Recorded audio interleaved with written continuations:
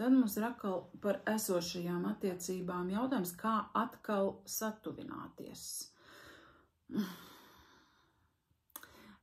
Tas ir tāds gan bēdīgais, gan mūžīgais stāsts par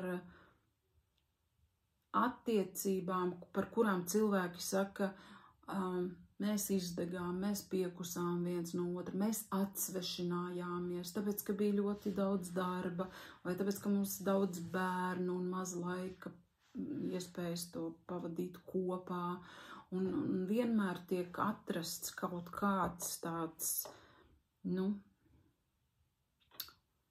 nevis ticams, bet tāds attaisnojums, kurš ir tā kā neapgāžams, jā, viņš daudz strādāja, vai viņa tikai ar bērniem nodarbojās, tāpēc mēs esam attālinājušies un mums ir jāmeklē veids, kā satuvināties.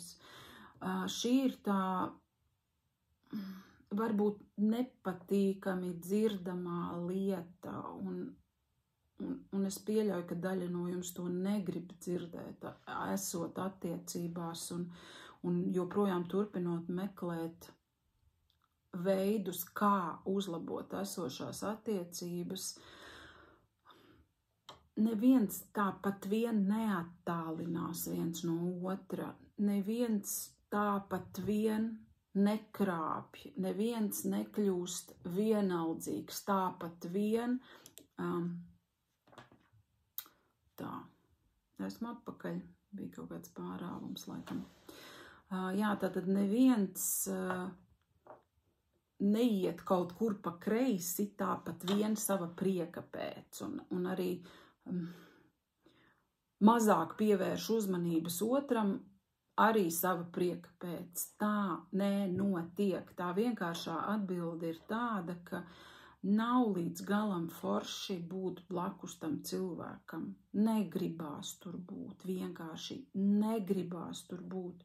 Un visa attiecību tā bēda ir tajā, ka mēs par visām varītēm tomēr cenšamies kaut kur būt, palikt un turēties, jo neskapēc ir tā, ka ir jāgrib būt kopā.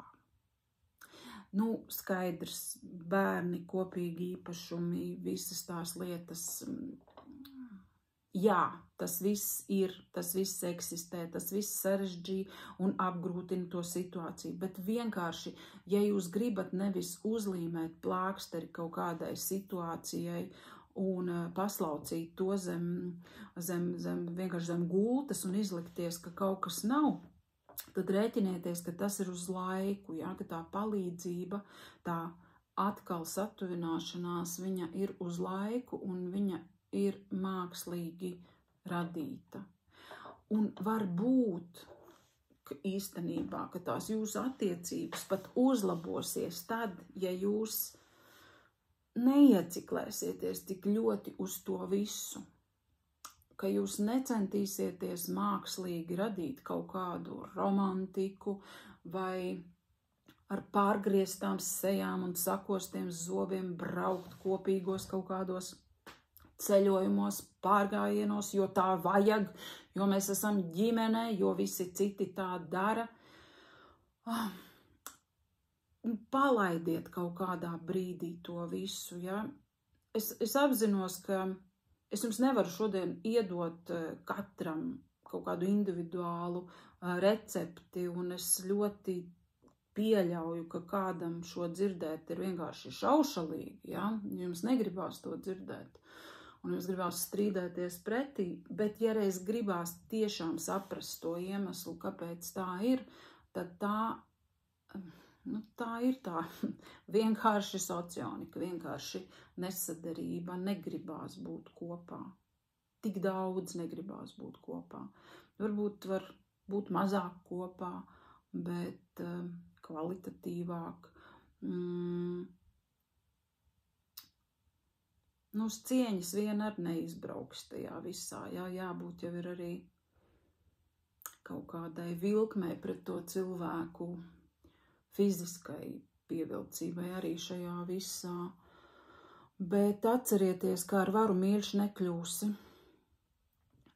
Un, ja tā būs, tad īstenībā jūs varat pat izdarīt labu lietu tām attiecībām, jo to jau ļoti jūt, ka otrs cenšas kaut kā tā kā speciāli vai dancot apkārt vai kaut kā īpaši sarunāties, ka tas paliek mākslīgi, ka tas paliek sintētiski, otrs to sajūt un viņam tā atgrūšanās ir vēl lielāka.